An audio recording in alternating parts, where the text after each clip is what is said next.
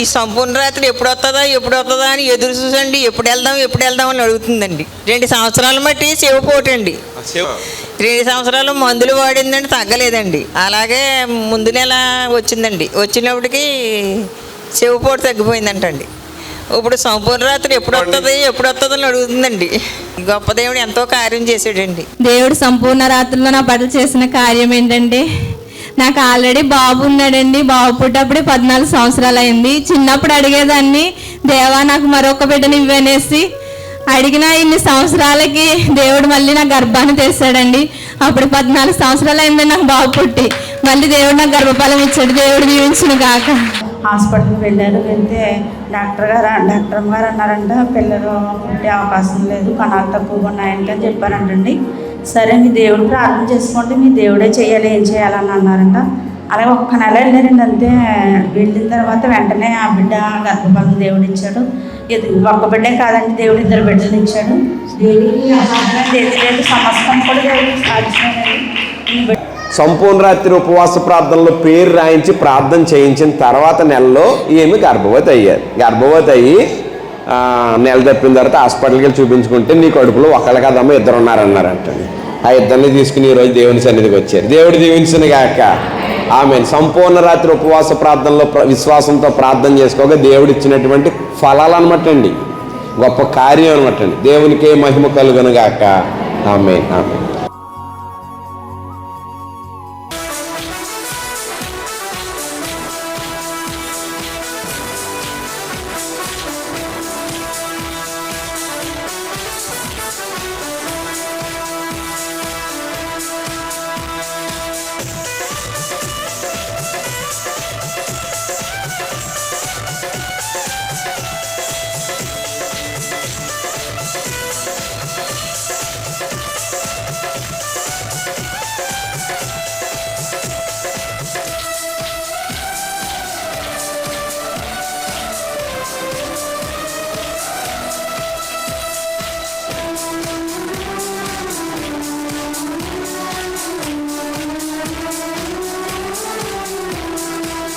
కొండలలో ఉన్నను నీవు మరచిపోలేదయా,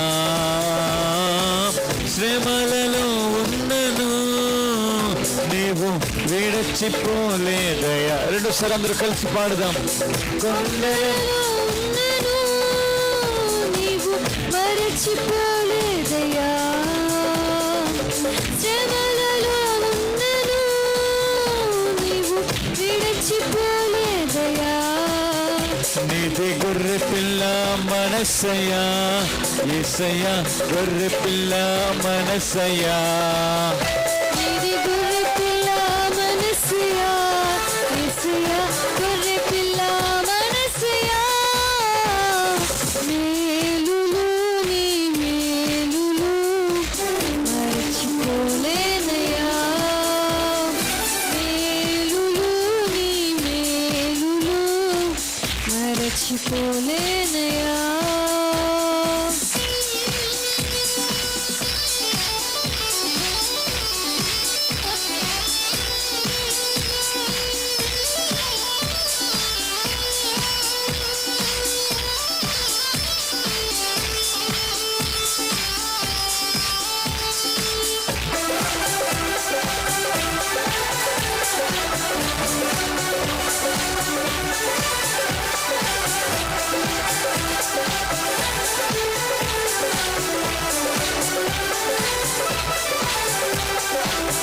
అగ్నిలో ఉన్నను కాలిపోలేదయా, జలములలో వెళ్ళినా నేను మునిగిపోలేదయా.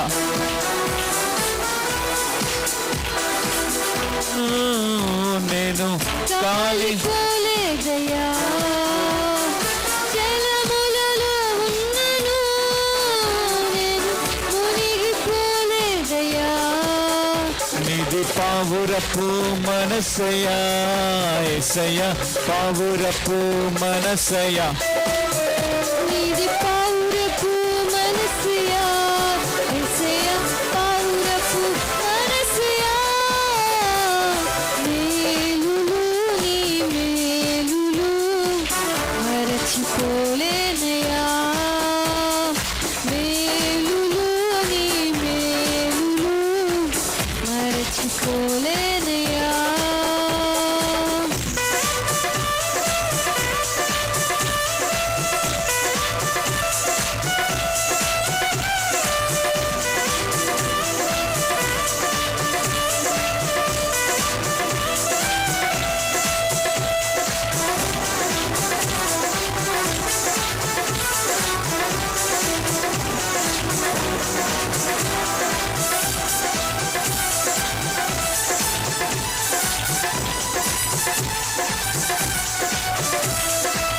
చీకటిలో ఉన్నను నన్ను మరచిపోలేదయా, దుఃఖములో ఉన్నను మంచి స్నేహితుడయ్యావయ్యా.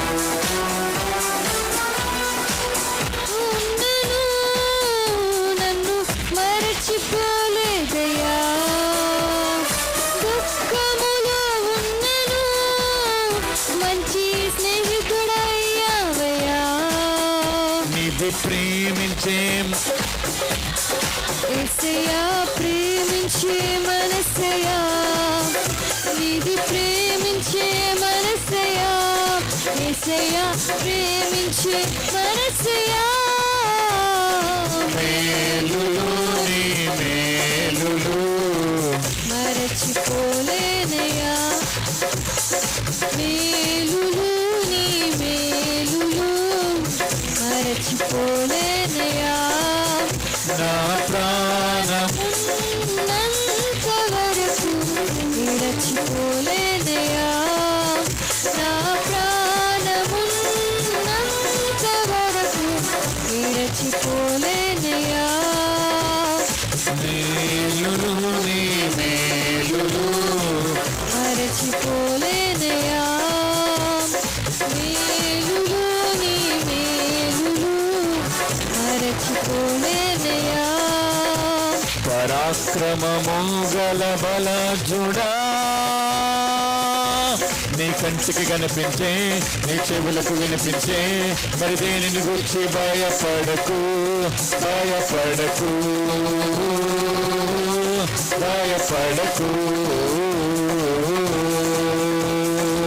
దహించు అగ్నైన నీ దేవుడే నీ ముందు వెళ్తుంటే భయమెందుకు. నిజమైన ఆ జనములు నీ ముందు నిలవలేరు పదముందుకు. మళ్ళా చెప్తాం. దహించు అగ్నైన నీ దేవుడే నీ ముందు వెళ్తుంటే భయమెందుకు. నీకంటే బలమైన ఆ జనములు నీ ముందు నిలవలేరు పదముందుకు. ఇక చేసుకు స్వాధీనం, స్వాధీనం, హో హో స్వాధీనం, స్వాధీనం, హో హో స్వాధీనం. యుద్ధము యెహోవాదే, యుద్ధము యెహోవాదే, యుద్ధము యెహోవాదే, యుద్ధము యెహోవాదే. రాజులు మనకెవ్వరు ఎవరు లేరు, శూరులు మనకెవ్వరు లేరు, రాజులు మనకెవ్వరు లేరు, శూరులు మనకెవ్వరు లేరు. సైన్యములకు అధిపతి అయినా యెహోవా మన అండ, సైన్యములకు అధిపతి అయిన యెహోవా మన అండ. యుద్ధము యెహోవాదే, యుద్ధము యెహోవాదే, యుద్ధము యెహోవాదే, యుద్ధము యెహోవాదే. దహించు అగ్నైన నీ దేవుడే నీ ముందు వెళ్తుంటే భయమెందుకు. నీకంటే బలమైన ఆ జనములు నీ ముందు నిలవలేరు పదముందుకు. మళ్ళీ చెప్తాం. దహించు అగ్నైన నీ దేవుడే నీ ముందు వెళ్తుంటే భయమెందుకు, నీకంటే బలమైన ఆ జనములు నీ ముందు నిలవలేరు పదముందుకు. ఇక చేసుకు స్వాధీనం, స్వాధీనం, హో హో స్వాధీనం, హో స్వాధీనం. దహించు అగ్నైన, దహించు అగ్నైన నీ దేవుడే నీ ముందు వెళ్తుంటే భయమెందుకు. నీకంటే బలమైన ఆ జనములు నీ ముందు నిలవలేరు పదముందుకు. ఇక చేసుకో స్వాధీనం, స్వాధీనం, హో హో స్వాధీనం, హో హో హో. ఆఖరిసారి యుద్ధము యెహోవాదే, యెహోవాదే, యెహోవాదే, యుద్ధము యెహోవాదే, యుద్ధము యెహోవాదే, యుద్ధము యెహోవాదే, యుద్ధము యెహోవాదే, యుద్ధము యెహోవాదే, యుద్ధము యెహోవాదే.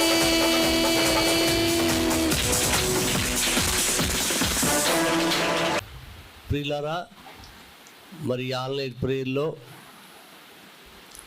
మరి ఇంత జన సమూహం ఉండడం చాలా సంతోషం. మా దగ్గర అయితే 8 గంటల నుంచి 1 గంటకే ముగిస్తాం. 1 గంటకి ఎవరికి వాళ్ళు వెళ్ళిపోతారు. మరి అంటే నా చిన్నప్పుడు ఉండే అనుభవాలు గుర్తొస్తూ ఉన్నాయి. మా చిన్నప్పుడైతే 8 నుంచి 5 గంటల వరకు ప్రార్థన చేసేవారు. మరి మిమ్మల్ని అందరూ చూసినప్పుడు చాలా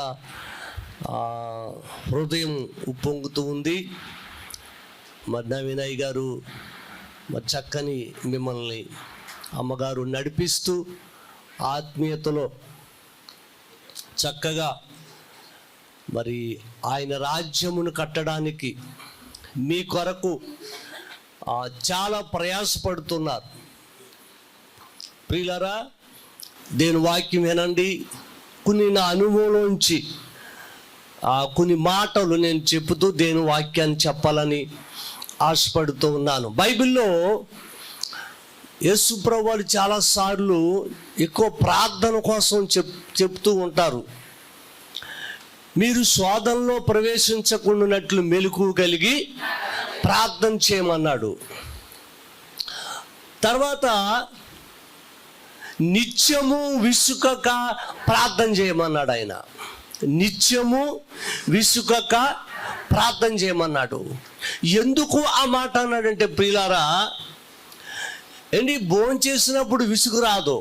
2-3 గంటలు తినేవాళ్ళు కూడా ఉంటారు భోజనాలు కూర్చునే ముందు. మనం పని చేసినప్పుడు ఇసుకు రాదు. మాట్లాడమంటే తెల్లవారులు మాట్లాడతాం. కానీ ప్రార్థన అనేసరికి ఏమవుతుంది చెప్పండి? ఇటు ఇంచేపు పాస్టర్ గారు ప్రార్థన వదులుతోలేదు, పాస్టర్ గారు ఇంచేపు ప్రార్థన చేస్తున్నారు. ఇటు ప్రార్థన అనేసరికి విసుగు వచ్చేస్తూ ఉంటుంది. అందుకే యేసు ప్రభువు అని అన్నారు, విసుకక నిత్యము ఏం చేయాలంట? ప్రార్థన చేయాలి. అంటే ప్రార్థనలో విసుక్కోకూడదంట, నిత్యము.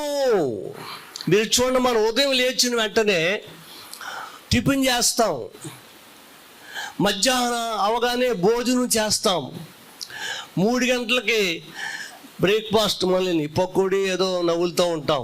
మన రాత్రికి మనం ఏం చేస్తామండి? మళ్ళీ భోజనం. ఒక పూట మానేచ్చు కదా ఓ పూట మానేది ఊరుకుంటుందా శరీరం? ఒక పూట మానేందుకు డబల్ తినేస్తుంది. కానీ ప్రియులారా, ఎలాగైతే శరీరాహారం తింటున్నావో నీ బలము కొరకు, శరీరం బలం కొరకు, అలాగే మనము ప్రతిరోజు నిత్యము ప్రార్థన చెయ్యాలని యేసు ప్రభువుల వారు మనకు నేర్పించారు. దేవునికి స్తోత్రం. అంటే మన భూమి మీద బ్రతకాలంటే ప్రార్థన చేయాలి. దేవుని బిడ్డలారా, ఆ ప్రార్థనే మనం నడిపిస్తుంది. ఆ ప్రార్థనే మన జీవితాన్ని వెలిగిస్తుంది. ఆ ప్రార్థనే మన కుటుంబాన్ని ముందుకు నడిపిస్తుంది. మన ఊపిరి ప్రార్థన. ప్రార్థన లేని జీవితాలు ఎన్నో ఉన్నాయి, కానీ ప్రార్థన ద్వారా అనేక కుటుంబాలు కట్టబడుతున్నాయి. దేవునికి స్తోత్రం. ఆన్లైన్ ప్రేయర్లో నేను కొన్ని సాక్ష్యాలు ఉన్నాయి, కొన్ని సాక్ష్యాలు కూడా నేను చెప్పగలను. ఈ ప్రార్థన ఎంత శక్తివంతమైనదంటే చనిపోయిన వారు కూడా ప్రియులారా లేచి కూర్చున్నారు. చెప్పకూడదు గట్టిగా అందరూ. అంత శక్తివంతమైన ప్రార్థన ఇది ఆన్లైన్ ప్రేయర్ అంటే. అనగా దేవునితో మనం మాట్లాడడం. దైవజనులు ఇటువంటి ప్రార్థన మీకు ఏర్పాటు చేయడం అంటే చాలా చోట్ల 1 గంట 12 గంటల వరకు ఉంటుంది. కానీ దైవజనులు మీ కొరకు తెల్లవారు 4 గంటల వరకు లేదా 5 గంటల వరకు ఈ రీతిగా ఏర్పాటు చేశారంటే మీరు ప్రియులారా బాధపడద్దు. ఎందుకో తెలుసా, మీ ఆత్మీయ జీవితానికి, మీ కుటుంబాలు కట్టుకోవడానికి ఈ ప్రార్థన తప్పనిసరిగా ఉపయోగపడుతుంది. దేవుని స్తోత్రం. మా దగ్గర ఒకసారి ఆన్లైన్ పేరు పెట్టాం, మాది 12 గంటలకే ముగించేస్తాం, లేదా 1 గంట. ఇంచుమించు ఒక 15-16 సంవత్సరాలు బాబు పెయింటింగ్ వేస్తూ 8వ అంతస్తు నుండి కింద పడిపోయాడు. కింద పడిపోతే ప్రియులారా ఎనుపోస ఇరిగిపోయిందండి. ఎనుపాపు డాక్టర్ ఏమన్నాడంటే, ఈ వ్యక్తి ఆపరేషన్ చేసినా కానీ ఈ వ్యక్తి నడవలేడు, ఇంకా కూర్చుని ఉంటాడు అని చెప్పేశాడు డాక్టర్ గారు. అయితే అప్పటికి వారు ప్రభు నమ్ముకోలేదు. అయితే కౌరంపారు, అయ్యా పాస్టర్ గారు మా అబ్బాయి ఇలా జరిగింది, ప్రార్థన చేయమంటే ప్రార్థన చేసాం. ఒక రాత్రి నెల ప్రేయర్కి వచ్చాడు. ఇలాగే మీరు ఎలా వచ్చారు, అలాగే అయ్యగా నేను వస్తానంటే రమ్మన్నాం. వచ్చి కూర్చోవడం అంటే అతను మడత కుర్చీ తెచ్చుకున్నాడు, 4 యాంగిల్లో కూర్చున్నాడు అనమాట. అందుకే విపరీతమైన సలుపు, ఇంకా ఆ వ్యక్తి నడవలేడు. డాక్టర్లు చెప్పేశారు, మందులన్నీ అయిపోయి ఆ రాత్రి ఆన్లైన్ పేరు కూర్చున్నాడు అనమాట. వాళ్ళ అమ్మ నాన్నగారు వచ్చి కూర్చోబెట్టారు, కూర్చున్నాడు. మీలాగే ప్రార్థనలు జరుగుతూ ఉన్నాయి దేవుని బిడ్డలారా. డాక్టర్ ఏమన్నాడంటే, కుర్చీకే పరిమితం ఈ వ్యక్తి. ఎందుకో తెలుసా, వెన్నుపూస నుజ్జు అయిపోయింది, మేము 3 రాడ్లు వేసాం, ఇంకా ఆ వ్యక్తి దేనికి పనికిరాడు అని ఒక సర్టిఫికెట్ ఇచ్చేశారండి. ఆ వ్యక్తి ప్రియులారా ఆ ఆన్లైన్ ప్రేయర్లో ఎంతగానో ప్రార్థన చేస్తూ, ఎంతగానో పోరాటం చేస్తూ ఆ ఆన్లైన్ ప్రేయర్లో కన్నీరు విడిచి ప్రార్థన చేయడం ప్రారంభించాడు. ఆటోమేటిక్గా ఎప్పుడైతే సంఘం అంతా, దైవజనులంతా ప్రార్థన చేస్తున్నారో, ఆరాధనలో నుండి ఒక శక్తి ఆ బిడ్డను తాకింది. అంతే, అతన్ని మేము ఇంచుమించు 6 ఎత్తుకొని పైకి తీసుకొచ్చాం. 6 ఎత్తుకున్నాం, ఆ బిడ్డను ఎత్తుకుని కూర్చోబెట్టాం. ఏంటి తెల్లవారేసరికి ఏమైందో తెలియదు కానీ ఆ బిడ్డ ఒక్కరి సహాయముతో కిందకు నడిచి వచ్చేసాడు. ఆమేన్, హల్లెలూయా. ఏం జరిగిందో ఆ వ్యక్తికి అర్థమని నాకు అర్థం అవ్వలేదు. ఏంటి అప్పటి నుంచి నడవడం ప్రారంభిస్తున్నాడు. ప్రతి ఆదివారం దేవుని మందిరానికి వస్తున్నారు. డాక్టర్లు అన్నారు, ఈ వ్యక్తి నడవడు, కుర్చీకే పరిమితం అన్నారు. ఈ దినాన ప్రియులారా, మంచి ఫోటోగ్రాఫర్ ఆ బిడ్డ, చాలా ఊర్లు క్యాంప్ వెళ్ళిపోయి చక్కగా మరి ఇంచుమించు ఒక 5-6 అతను కూడా పనిచేస్తూ, నిజంగా దేవుడు ఆ వ్యక్తిని స్వస్థపరిచాడు. దేని ద్వారా అంటే, ఒకరోజు జరిగిన ఆన్లైన్ ప్రేయర్లో దేవుడు ఆ బిడ్డను ముట్టి స్వస్థపరిచాడు. దేవుని స్తోత్రం. నేనంటాను ప్రియులారా, ఈ రాత్రి నీవు దేవుని మందిరములో కూర్చున్నావు. దేని నిమిత్తం వచ్చావో నాకు తెలియదు కానీ, నీవు ఏ ఇరుకులో, ఏ ఇబ్బందిలో, ఏ పరిస్థితులు వచ్చో నాకు తెలియదు కానీ, దేవుడి రాత్రి నువ్వు ఇంటికి వెళ్ళే లోపల నా దేవుడు నీ కుటుంబములో, నీ జీవితములో ఆయన ఏదో ఒక కార్యం చేయబోతూ ఉన్నాడు. దేవుడు అందుకే ఈ రాత్రి నిన్ను ఈ స్థలానికి రప్పించాడు. ఆయన నువ్వు ఊరికే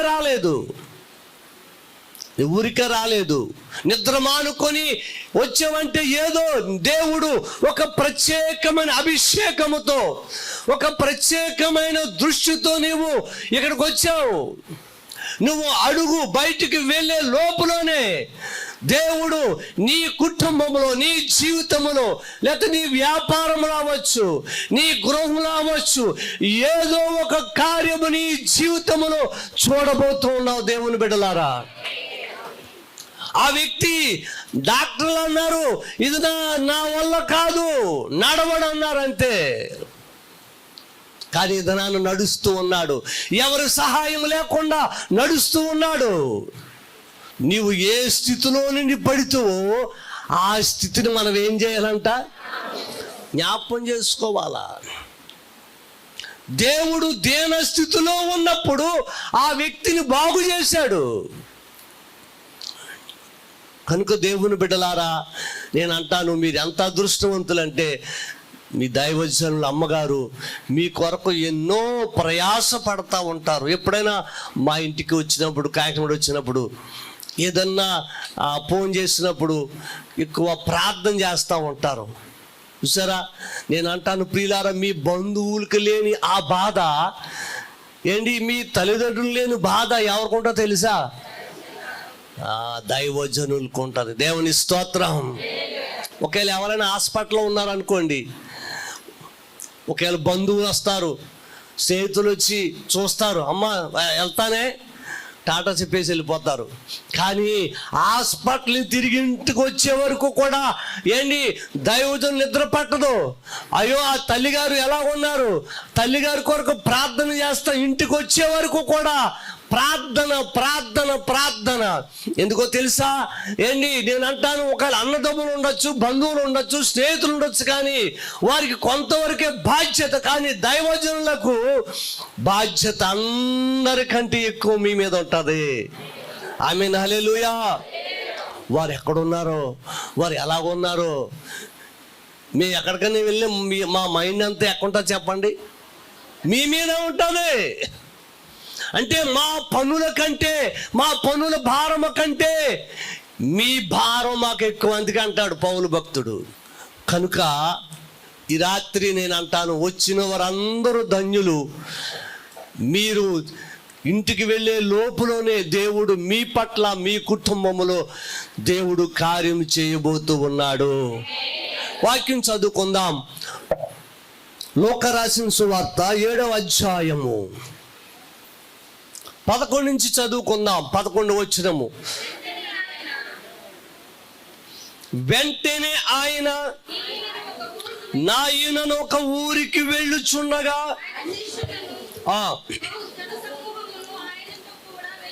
చాలండి. ఇక్కడ యేసు ప్రభులు వారు ఆనాడు అనేక ప్రాంతాలు ప్రతిరోజు కూడా నడిచి వెళ్ళి సువార్త ప్రకటించేవారు. అప్పుడు ప్రియులారా, వాహనాలు లేవు, బస్సులు లేవు, ఎక్కువ గాడిదల మీద, ఒంటిల మీద అప్పుడు ప్రయాణం చేసేవారు. అలాంటి టైంలో యేసు ప్రభు వారు కూడా కాలినడకనే వెళ్ళేవారంట. రాత్రంతా ఆయన కొండ మీద అక్కడ ఉండి ప్రార్థన చేసేవారు. పగలు కొండ దిగి అనేక ప్రాంతాలు, రోజుకో ప్రాంతం, ఉదయం నుంచి మధ్యాహ్నం ఒక ప్రాంతం, అలాగ ప్రాంతాలు దర్శిస్తూ దేవుడు తండ్రి ఎక్కడికి వెళ్ళమంటాడు అక్కడికి వెళ్ళి దేవుని సువార్తను యేసు ప్రభులు వారు ప్రకటించేవారు. దేవునికి స్తోత్రం. అలాగా ఆయన దేవుడు ప్రేరేపించాడు. తండ్రి ఒక నాయుని అనే గ్రామం వెళ్దాం పదండి అని శిష్యులందరినీ వెంట పెట్టుకుని బహు జన సమూహముతో ఆ గ్రామం వెళ్ళడానికి వారు నడిచి వెళుతున్నారంట. నాయుని అనే గ్రామం. ఆ నాయుని అనే గ్రామం వెళుతూ ఉన్నారు. నాయుని అనే గ్రామం పేరు పీలారా, దానికి అర్థం ఏంటంటే సౌందర్యం అని అర్థం. సౌందర్యము. ప్రియులారా, ఈ గ్రామం పైకి చాలా సౌందర్యంగా కనబడుతూ ఉంది. ప్రజలు చాలా అందంగా కనబడుతూ ఉన్నారు. గృహాలు చాలా అందంగా కనబడుతూ ఉన్నాయి. ఎందుకో యేసు ప్రభులు వారు శిష్యులారా పదండి, ఆ నాయుని అనే గ్రామానికి మనం వెళ్ళవలసి వచ్చిందని అనేక మంది జన సమూహముతో ఆ ప్రాంతానికి నడిచి వెళుతున్నారు. నడిచి వెళుతుంటే అక్కడ చదవని కిందకో మాట కనబడుతూ ఉంది. ఆయన ఆ ఊరి గవిని యొద్దకు వచ్చినప్పుడు పోబడుచుండెను. ఆ, ఆ, ఆ. చాలండి, దేవుని స్తోత్రం. ప్రియులారా, ఆ గ్రామములో ఒక విధవరాలు ఉంది. అంటే భర్త చనిపోయాడు, ఒకే కొడుకు ఉన్నాడు. ఆ కొడుకు జబ్బు చేసింది. ఎన్నో ప్రయత్నాలు చేసి ఉంటుంది తల్లి, కానీ ప్రయత్నాలు ఫలించలేదు. ఆ బిడ్డ చనిపోయాడు. అయితే చక్కగా కర్రలు తెచ్చి ఆ కాటికి తీసుకువెళ్ళడానికి అన్ని ఏర్పాట్లు చేసి, ప్రియులారా, ఆ బిడ్డను మోసుకుంటూ వెళుతూ ఉన్నారు. యేసు ప్రభువారేమో ఆ ఊరికి వస్తా ఉన్నారు. ఆ ఊరిలోంచి ఒక శవము బయటికి వెళుతూ ఉంది. సరిగ్గా ఆ ఊరి గౌరి యొద్ద అక్కడ 2 తారసపడ్డాయి. యేసు ప్రభువారు ఒక శవం, 2 తారసపడ్డాయి. యేసు ప్రభువారేమో ఆ నాయున్ అనే గ్రామంలోనికి వెళ్ళడానికి వస్తూ ఉన్నాడు. ఒక శవము పాతి పెట్టడానికి నాయున్ అనే గ్రామంలోంచి బయటకు వెళుతూ ఉన్నారు. 2 కలుసుకున్నాయి. చూశాడు, అటు చాలా జన సమూహం ఉన్నారు, ఇటు చాలా జన సమూహం ఉన్నారు. తల్లిని చూశాడు, తల్లి ఏడుస్తుందంట. అన్నారట, అయ్యా తల్లి అలా ఏడుస్తుంది? బాబు, ఒకే కుమారుడు, భర్త లేడు, చనిపోయాడు. కుమారుడు కూడా చనిపోయాడు. అవునా అని యేసు ప్రభువారు ఆ తల్లి వంక చూస్తూ అలా జాలి పడుతూ, ప్రియులారా, ఆ నిలబడి ఉన్నాడు ఆయన. ఆ నాయున్ అనే గ్రామం అంటండి మరణముతో నిండి ఉందంట. రోజుకి చాలా మంది మనుషులను తీసుకెళ్ళిపోయి పాతి పెడతా ఉన్నారు. ఆ గ్రామం అంతా కూడా మరణపు ఛాయల్లో ఉన్నాయి, చీకటి మబ్బుల్లో ఉంది ప్రియులారా. ఆ పైకి మాత్రము సౌందర్యంగా కనపడుతుంది, కానీ ఆ లోన ఆ గ్రామం వెళితే భయంకరమైన ఏడుపు. ఎవరింట్లో వెళ్ళినా ఏడుపు, ఎవరింట్లో వెళ్ళినా దుఃఖము, నిట్టూర్పులు. సమస్యల్లో ఉన్నవారు సమస్యల్లో ఉన్నారు, కష్టములో ఉన్నవారు కష్టములో ఉన్నారు. ఏ నాదుడు వారు విడిపించలేకపోయాడు. ఎన్నో రోజులుగా జరుగుతుందంట. అయ్యా, ఈ చీకటిని ఎవరు తొలగిస్తారు? ఈ పాపమును ఎవరు తొలగిస్తారు? ఈ మరణమును మా నుండి ఎవరు తొలగిస్తారని చాలా మంది ఎదురు చూస్తున్నారు, కానీ ఏ నాదుడు వారికి కనబడలేదు, ఏ నాదుడు వారికి హామీ ఇవ్వలేదు. కానీ ఒక రోజు వచ్చింది ఆ ఊరి చరిత్ర మార్చడానికి. దేవునికి స్తోత్రం. యేసు ప్రభువారు ప్రార్థన చేసుకుంటే తండ్రి అయిన దేవుడు అన్నాడు, నా కుమారుడా, ఇది ఒక నాయున్ అనే గ్రామం ఉంది. ఆ గ్రామములో అనేక మంది మరణ ఛాయల్లో ఉండి, మరణపు కోరల్లో ఉండి చాలా మందిని బలి తీసుకుంటుంది మరణం. నువ్వు వెళ్ళి ఆ స్థలానికి. ఆ ప్రజలు చీకటిలో ఉన్నారు, ఆ ప్రజలు బంధకములతో కట్టబడి ఉన్నారు, నువ్వు వెళ్ళు అని దేవుడు మాట్లాడితే, తండ్రి అయిన దేవుడు యేసు ప్రభువారు శిష్యులను తీసుకుని ఆ గ్రామం వైపు బయలుదేరాడు. వెళ్ళేసరికి ఆయనకి ఏమి ఎదురైందని తెలుసా? ఆయనకి ఏమి ఎదురైందంట? ఒక శవము, మరణం ఎదురైంది. దేవుని స్తోత్రం. మరణం ఎదురైంది. రాగానే ఆ ఊరి ఎంట్రన్స్ రాగానే మరణమే ఎదురైందండి. మరణం అనుకుందే. ఆత్మలు ఇతరెవరో ఎన్నో చూసాను, ఇలాంటి నేను. నాకు లెక్కేట అనుకుంది మరణం. ఏంటి తారసపడగా ఎవరు తారసపడ్డారో తెలుసా? యేసయ్యకు తారసపడింది మరణం. దేవునికి స్తోత్రం. నువ్వెంత నా ముందు అనుకుంది ఏంటి? మరణము అట్టహాసం చేస్తూ, నవ్వుతూ, వెక్కిరిస్తూ ఆయన్ని వేళకోళం చేస్తూ ఉంది. వెంటనే తల్లిని చూశాడు. అయ్యో, తల్లి ఏడుస్తుంది అని తల్లిని అంటండి. ఏం చేస్తాడంట? అక్కడ మాట రాయబడి చదవండి. ఆమెకు ఒక్కడే కుమారుడు. చదవండి, పైన ఉంటుంది.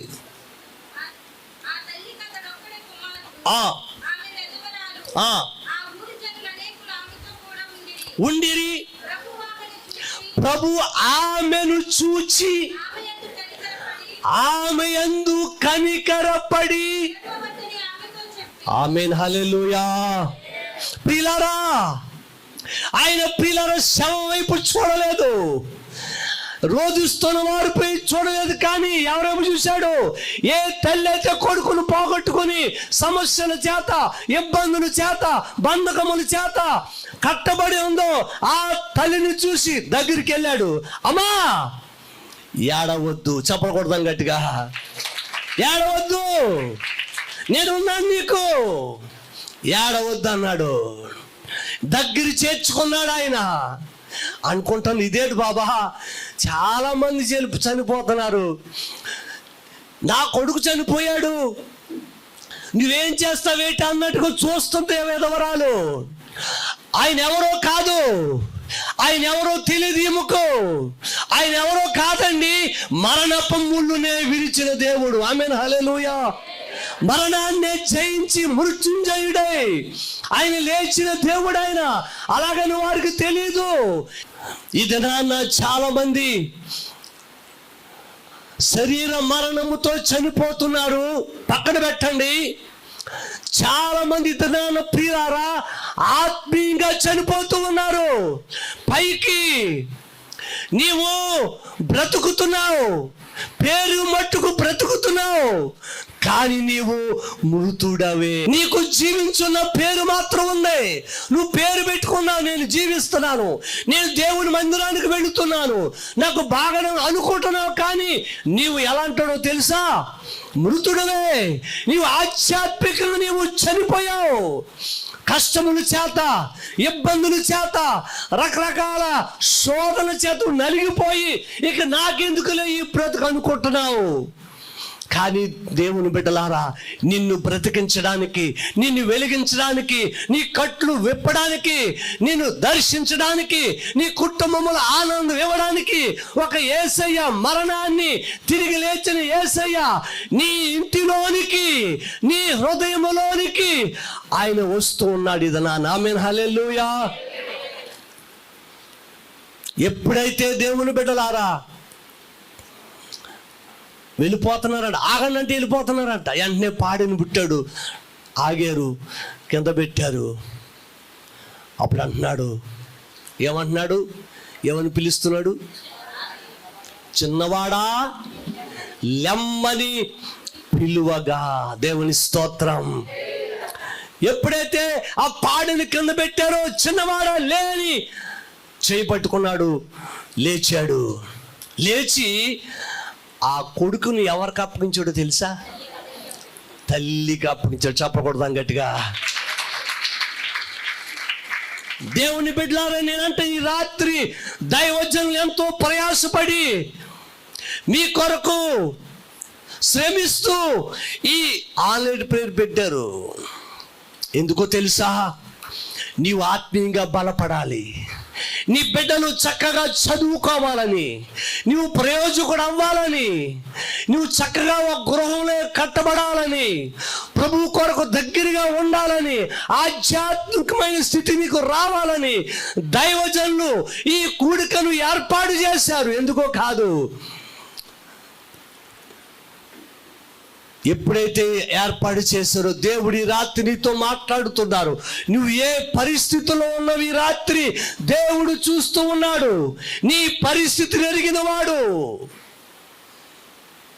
నేను అంటాను, ఈ రాత్రి నీకున్న కొట్లని నా దేవుడు తెంపబోతూ ఉన్నాడు. ఏ పరిస్థితిలో ఉన్న దేవుని బిడ్డలారా, దేవుడు నిన్ను బాగు చేయబోతూ ఉన్నాడు. ఏ పరిస్థితుల్లో ఉన్నావో నాకు తెలియదు, కానీ ఈ రాత్రి దేవుడు నీతో మాట్లాడుతూ ఉన్నాడు. ఆయన అభిషేకము నీ మీద ప్రవహిస్తూ ఉంది. ఇదిగో ఈ రాత్రి ఏ కట్లతో కట్టబడి ఉన్నావు, ఒకవేళ జీవము లేకుండా ఉన్నావా, ఒకవేళ ఆత్మీయంగా నువ్వు చనిపోయావా, యేసయ్య నిన్ను దర్శించడానికి వస్తూ ఉన్నాడు. దేవుని బిడ్డలారా, అందుకే ఒక మాట ఉంటుంది, అది అలా ఉంచి నేను ఒక మాట మీకు జ్ఞాపకం చేస్తాను.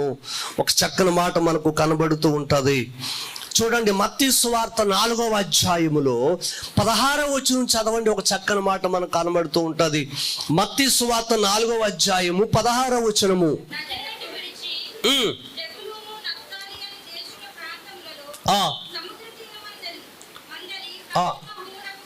వచ్చి జెబూలూను దేశమును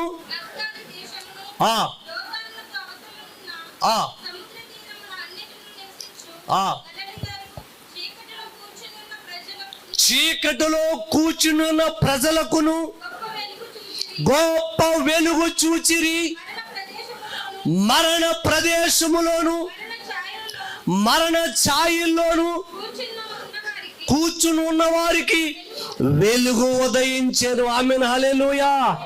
యేసయ్య ఎప్పుడైతే ప్రియులారా ఆ నాయన గవిని దగ్గర అడుగు పెట్టాడో, లోపలికి వెళ్ళాడు. ఆయన మరణాన్ని జయించాడు ప్రియులారా. మరణపు ముళ్ళు విరిచాడు.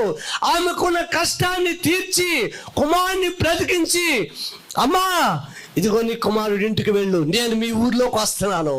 ఇలాగ ఎన్ని సంవత్సరాలు బట్టి ఎన్ని శవాలను తీసుకుని వెళ్ళి పాత పెడుతున్నారు. అది ఉండకూడదు. ఇంకా నీ బ్రతుకు మార్చబడాలి. నీ ఒకవేళ చనిపోయి ఉంటే దేవుడు నిన్ను బ్రతికిస్తాడని చెప్పి ఆయన ఆ గ్రామంలోనికి అడుగు పెట్టాడంట. ఎప్పుడైతే అడుగు పెట్టాడో మరణం అనేది ఆయన దరిదాపు ఉండకుండా మొత్తం పారిపోయిందట. ఆమేన్, హల్లెలూయా. అందుకే మరణ ఛాయలో ఉన్న వారికి ఏం ఉదయించిందట? వెలుగు ఉదయించింది ప్రియులారా. యేసయ్య ఎప్పుడైతే ఆ గ్రామములో అడుగు పెట్టాడో, కట్లతో ఉన్న బిడ్డలు, మరణంతో ఉన్న బిడ్డలు, మరణ ఛాయలోకి ఉన్న బిడ్డలు, ఆధ్యాత్మికంగా చనిపోయిన బిడ్డలు, వారికి వెలుగు ఉదయించెను. ఆమేన్, హల్లెలూయా. ఏం ఉదయించిందంట? అమ్మ, ఏం ఉదయించింది? వెలుగు ఉదయించింది. దేవుని బిడ్డలారా, ఇక నేను చనిపోతాను అనుకున్న వాళ్ళు అక్కడ చాలా మంది ఉన్నారు. ఇక నేను జయించలేనేమో అని చాలా మంది ఉన్నారు కదా. యేసయ్య ఆ గృహంలో అడుగు పెట్టాడు. నా యేసయ్య ఆ ప్రదేశంలో అడుగు పెట్టగానే దేవుని శక్తి వారి మీద ఆవరించింది. సైతాను కట్లు, బంధపు కట్లు, అన్ని రకాల కట్లు తెంపి వేయబడి మరణం అనేది కనబడకుండా దరిదాపుకు రాకుండా పారిపోయిందట. ఆమేన్, హల్లెలూయా. దేవుని బిడ్డలారా, ఈ రాత్రి ఎవరు ఏ స్థితిలో ఉన్నారో దేవుడు చూస్తూ ఉన్నాడు. దేవుడు ఈ రాత్రి నీతో మాట్లాడుతూ ఉన్నాడు. దేవుని బిడ్డ, నువ్వు ఏ స్థితిలో ఉన్నావు, ఏ పరిస్థితిలో ఉన్నావు, ఏ మరణపు ఛాయలో అంచులో నువ్వు కట్టబడి ఉన్నావు, ఇంకెందుకు లేనా బ్రతుకని అనుకుంటున్నావేమో, కానీ దేవుడు ఈ రాత్రి నీతో మాట్లాడుతున్నాడు. నువ్వు రక్తపులు పొర్లి ఉంటే, బయట పారవేయబడి ఉంటే, దేవుని బిడ్డలారా నువ్వు బ్రతుకొని దేవుడు చెప్పాడంట. అప్పుడు నువ్వు బ్రతికావు. దేవుడు నీకు సౌందర్యం ఇచ్చాడు, దేవుడు నీకు ధనం ఇచ్చాడు, దేవుడు నీకు గృహం ఇచ్చాడు. ఈ దినాన్ని ఇక్కడ కూర్చున్నావంటే నీ గొప్పతనము కాదు, నీ ఉద్యోగ గొప్పతనము కాదు, నీ ధనము బలము కాదు, దేవుని కృప. దేవునికి స్తోత్రం, హల్లెలూయా. ఏంటి, నేను 8 సంవత్సరాల వయసులో నా తలలో ఒక చిన్న కురుపేసింది. నాకు చిన్న కురుపు వేస్తే చాలా హాస్పిటల్ తిప్పారు. డాక్టర్లు ఏమన్నారంటే ఆ కురుపు ఇన్ఫెక్షన్ అయిపోయింది. ఇన్ఫెక్షన్ అయిపోయి లోన పురుగులు రావడం ప్రారంభించింది, తెల్లని పురుగులు. ఇన్ఫెక్షన్ అయిపోయింది అంటే టయానికి మందులు ఇవ్వలేదు. అప్పుడు ఇటువంటి పరిస్థితులు లేవు. ఒక ఎంబీబీఎస్ డాక్టర్ ఉండేవాడు. ఆ డాక్టరే ముక్కుకు కానీ, కంటుకు కానీ, పన్ను అన్నీ ఆ డాక్టరే. ఇప్పుడంటే పన్నుకో డాక్టరు, ముక్కుకో డాక్టరు, మూతుకో డాక్టరు ఏంటి, ఈ డాక్టర్ అంటాడు, ఆ డాక్టర్ అంటాడు. ఇలా మొత్తానికి ప్రతిదానికి డాక్టరే. నోరుకో డాక్టర్ ఉన్నాడు, చెవుకో డాక్టర్ ఉన్నాడు, ఇప్పుడు నరాల డాక్టర్ ఉన్నాడు. అన్నప్పుడు ఒక డాక్టర్, ఎంబీబీఎస్ డాక్టర్ అంటే అన్నీ అతను చూసేవాడు. అతను ఏమన్నాడు అంటే ఇటు చచ్చిపోతాడు, ఇంటికి తీసుకెళ్ళిపోమన్నారంట. మేము 80 సంతానం అండి. ఎంతమంది అండి? 2 మగవాళ్ళు, 6 ఆడవాళ్ళు. ఆరుగురికి అప్పుడు ఆ దినాల్లో వివాహం చేయాలంటే ఏంటి, ఇప్పుడు ఒక ఆడపిల్ల పుడితేనే అడుగుతాడు, హాస్పిటల్ ఉంటే ఆడపిల్ల మగపిల్ల అని అడుగుతాడు. ఆడపిల్ల అనగానే ఇంకా మూతలా తిరిగిపోద్ది ఆడికి. ఆడపిల్ల ఇంక నేను ఇంటికి వెళ్ళను, ఇంకా ఇంటికి అంటాడు. ఏంటి, నువ్వు ఒక ఆడపిల్లకే ఒక మగోడికే 30 దెబ్బలు పడిపోయి ఇంకా గుడి బడి లేకుండా డబుల్ డ్యూటీ చేసేస్తున్నాడు. ఏమంటే అయ్యగారు 2 పిల్లలు కదండి, డబుల్ డ్యూటీ చేసేస్తున్నాడంట.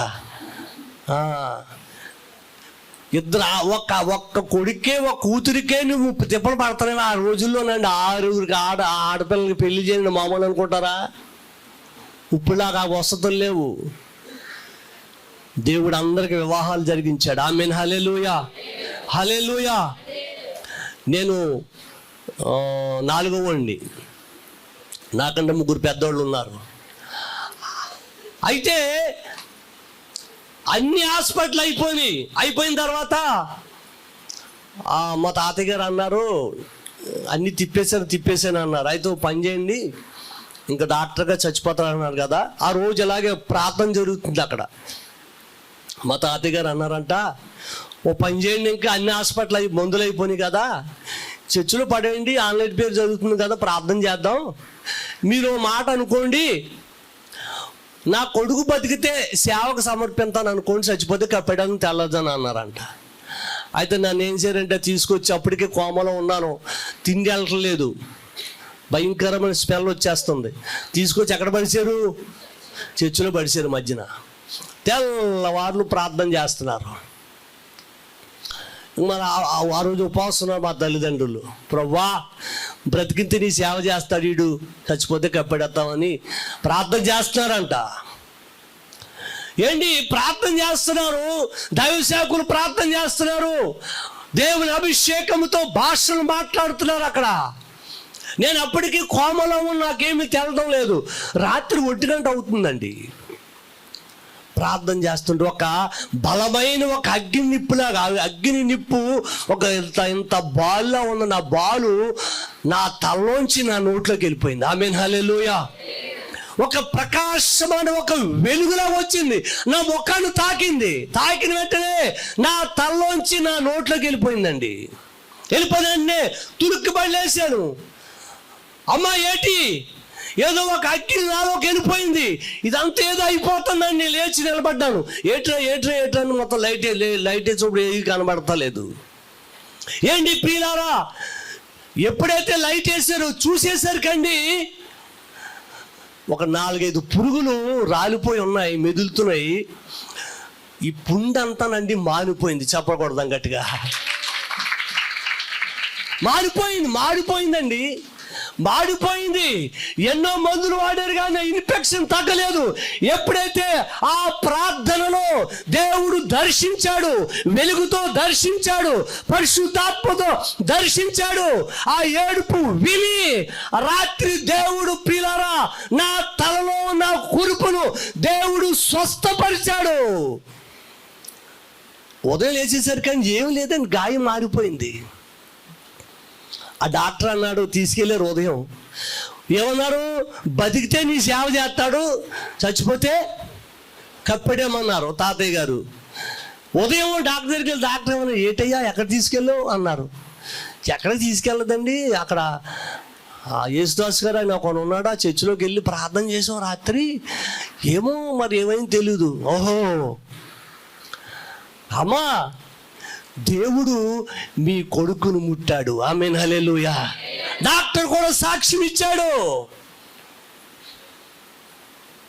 దేవుని బిడ్డలారా, అప్పుడు మా అమ్మగారు నన్ను దేవునికి సమర్పణ చేశారు. చిన్నప్పటి నుంచి సండే స్కూలు, తర్వాత ప్రార్థనలు చేసుకున్నాను. కానీ నాకేమనిపించింది అంటే సేవ మాత్రం చేయకూడదు అనుకున్నామండి. మాకండి లోకం అంటే తెలియదండి. చిన్న పుట్టగానే అప్పుడు మా నాన్నగారు సేవలో ఉన్నారు, మాకేం తెలీదు, లోకం అంటే తెలియదు నాకు. అయితే నేను అనుకోండి, ఎంత నడిపిస్తున్నా సరే నేను సేవ చేయకూడదు అనుకునేవాడిని. ఎందుకంటే చిన్నప్పటి నుంచి వారు పడిన కష్టాలు నేను చూసేవాడిని. దేవుని బిడ్డలారా, కానీ ఏ సేవ అయితే దేవుడు చేయమన్నాడో నేను ఆ సేవ చేయకూడదన్నాను. ఇది దేవుడు నన్ను దేవుని సేవలోనికి తీసుకొచ్చాడు. ఆమేన్, హల్లెలూయా, హల్లెలూయా, హల్లెలూయా. దేవుని బిడ్డలారా, కొంతమంది ఏంటి ఏదైనా రకరకాల పరిస్థితుల్లో ఉన్నప్పుడు దేవుడు నిన్ను జ్ఞాపకము చేసుకుంటాడు. అందుకే బైబిల్ ఒక మాట ఉంది, మనము దీన దశలో ఉన్నప్పుడు యెహోవా మనలను ఏం చేశాడంట? జ్ఞాపకము చేసుకొనెను. దేవునికి స్తోత్రం.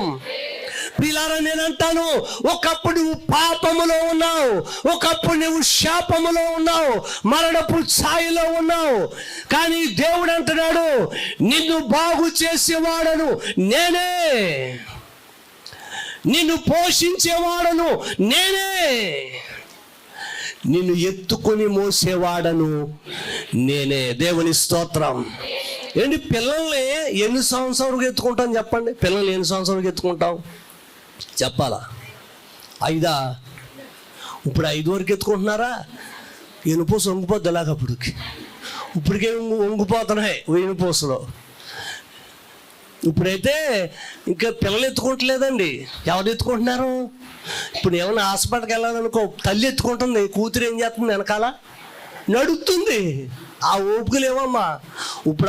ఇప్పుడు అంతా కూడా ఎరువేసిన తిండి తిన్నా కనుక ముందున్న బలాలు, ముందున్న ఆరోగ్యాలు ఇప్పుడు లేవు. ఒక్క బిడ్డకే ప్రియులారా ఇంకెలాగ అయిపోతుంది అంతే. ఇంకా దేవుని బిడ్డలారా,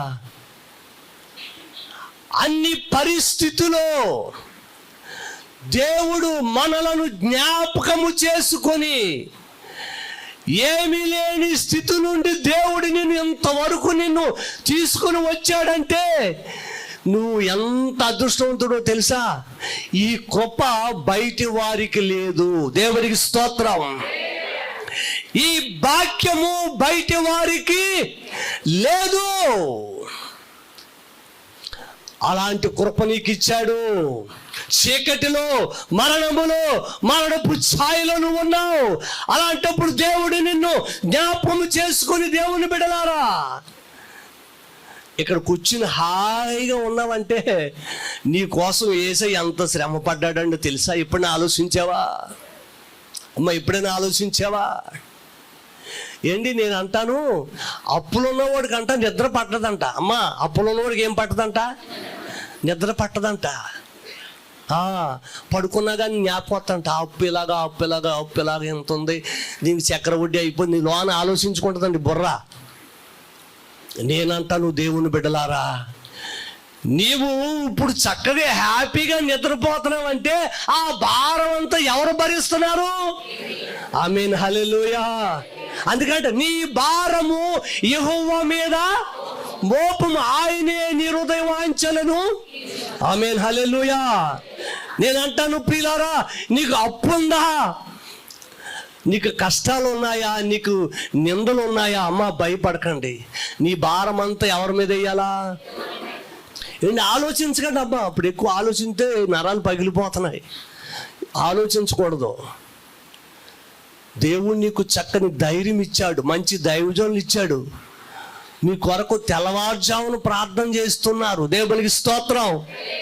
ప్రియులారా, మీ కొరకు 4 గంటలు లేచి, అబ్బా 4 గంటలే లేచి ప్రార్థన చేస్తున్నారు చెప్పండి. 4 5 4 గంటలు లేచి ప్రియులారా 6 7 అయిపోతుంది ప్రార్థన చేస్తారు. మీ కుటుంబాలు బాగుపడాలి, మీ బిడ్డలు దీవించబడాలని ప్రియులారా.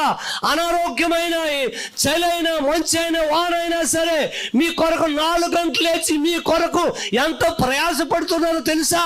మీ సమస్యలన్నీ కూడా దేవుని చెంత పెడుతున్నా. అయ్యా, పలానా బిడ్డను మీరు జ్ఞాపకం చేసుకోమని దైవజనులు ప్రార్థన చేస్తుంటే దేవుడు ఆ ప్రార్థన విని నీకు క్షేమం ఇస్తున్నాడంటే అది నీవు మర్చిపోతున్నావు నీవు. అందుకే అంటున్నాడు ఆయన, మరణ ఛాయలో ఉన్న వారిని దేవుడు ఏ ఉదయించాడని చెప్పండి? వెలుగు ఉదయించెను. దేవునికి స్తోత్రం. ఇంకో చక్కని మాట ఉంటుంది అక్కడ ఒక దిక్కున. చూడండి, ఆ మాట కూడా మనం చదువుకుందాం. ఎఫెసీ రాసిన పత్రిక 2వ అధ్యాయములో మొదటి వచనం చదవండి. అక్కడ చక్కని మాట కనబడుతుంది. ఎఫెసీ రాసిన పత్రిక, కొత్త నిబంధన రెండవటి, మీ అపరాధముల చేతను పాపముల చేతను మనము చచ్చిన వారమై ఉండగా ఆయన మనలను క్రీస్తుతో కూడా బ్రతికించెను. వేటి చేత మనము చచ్చిపోయామంటండి? అపరాధములు, పాపములు. అపరాధాలు భారం. ఇదను చాలా మంది భారముల చేత ఎక్కడ చూసిన భారమే ప్రియులారా, ఎక్కడ చూసిన భారమే, ఎక్కడ చూసిన భయంకరమైన పరిస్థితులే కనబడుతున్నాయి. అయ్యా ఈ భారం మోయలేనండి, ఈ భారం నేను మోయలేను. ఎందుకో తెలుసా? భారాలు ఎక్కువైపోతాయి. అందుకే యేసు ప్రభువు ఎందుకో భూమి మీదకి ఎందుకు వచ్చాడో తెలుసా? నీ భారమును, నా భారమును, నీకున్న ప్రతి కట్టలు తెంపడానికి, నీ మరణపు ఛాయలు విడిపించడానికి, నీ కుటుంబములో, నీ జీవితములో వెలుగు ఇవ్వడానికి యేసు ప్రభువారు సరాసరిగా నీ కొరకు, నా కొరకు భూమి మీదకి రావాల్సి వచ్చింది. ఆమేన్, హల్లెలూయా. ఎందుకు భయపడతావు? మనం ఒకైనా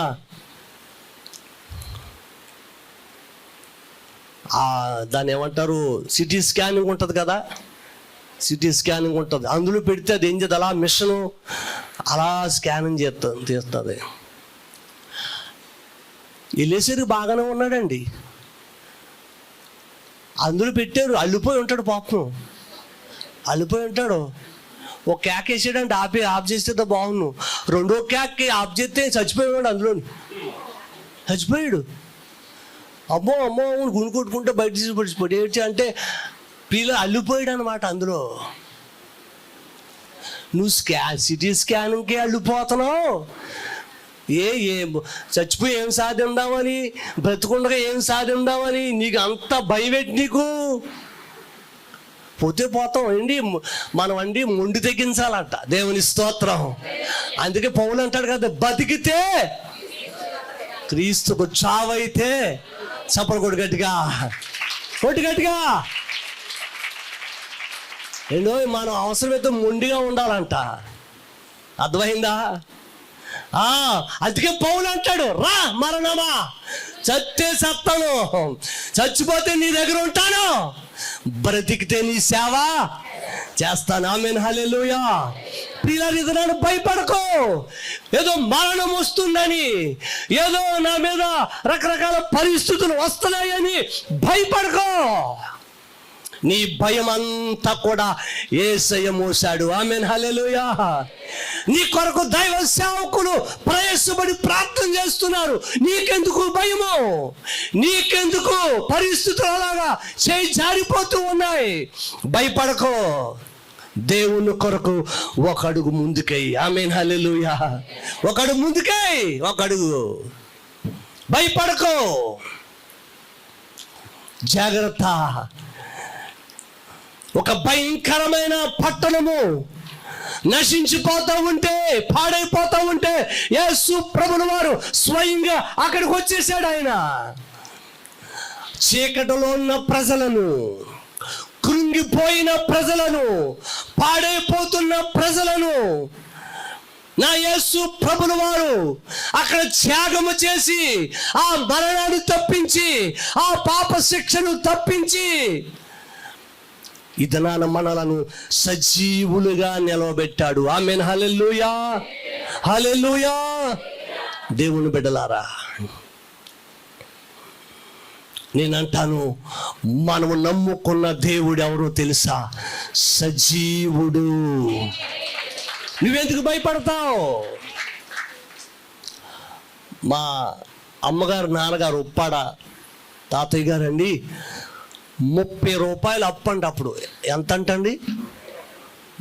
30 రూపాయలు అంట అప్పు. ఇప్పుడైతే పిల్లలు బిస్కెట్లు తినేస్తారు 30 రూపాయలు కూడా. ఓ పూటకు తినేస్తారు, మరి 2 పూటకి మళ్ళీ 30 ఇవ్వాలి మనం. ఏంటి అప్పు ఎంత? 30 రూపాయలు తీర్చలేక ఎడ్ల బండి ఉన్న పని ఉండేది కాదంట. అక్కడి నుంచి పారిపోయి ఉప్పాడు వచ్చేసారంట. ఎంత అప్పు? 30 రూపాయలు. అద్దంటండి 10 రూపాయలంట. అద్దంట 10 రూపాయలు. ఆ 10 రూపాయలు కట్టకపోతే 3 నెలలు వారు బయటికి పొమ్మన్నారంట. సామాన్లు ఇసిరేశారంట. ఏటయ్యా వచ్చావు కానీ 10 రూపాయలు అద్దెకి ఎట్లా పోతున్నావు? నెలకే తవలేశారంట. ఇంకో ఇంట్లోకి వెళ్తూ ఇంకో ఇంట్లో అలా జరిగిందంట. ప్రియులారా, అంత భయంకరమైన, అంటే అప్పుడు 30 రూపాయలు అంటే ఇప్పుడు ఎంత అనుకుంటున్నారు? 3 కోట్లు అనుకుంటాను నేను. దేవుని స్తోత్రం. అప్పుడే 30 రూపాయలు అంటే ఇప్పుడు ఎంత అనుకుంటున్నారండి? అలాంటి పరిస్థితుల నుంచి అక్కడికి వచ్చాడంట. అవి అద్దీంట్లో ఉండి ప్రార్థన చేస్తాడంట. అప్పటికి ఆ ఊరంతా దెయ్యాలు, దురాత్మలు, భయంకరమైన రకరకాల దురాత్మలు తిరుగుతున్నాయి. చాలా మందిని తీసుకెళ్ళిపోతున్నాయి. ఎవరు రానివ్వట్లేదంట. చిన్న సైకిల్ మీద తిరిగి పరిచయం చేసేవారంట. రాత్రంతా ఒక జత ఉండిదంట. రాత్రి దుక్కుని రాత్రి ఆరబెట్టుకుని పొద్దున వేసుకుని వెళ్ళిపోయేవాడంట.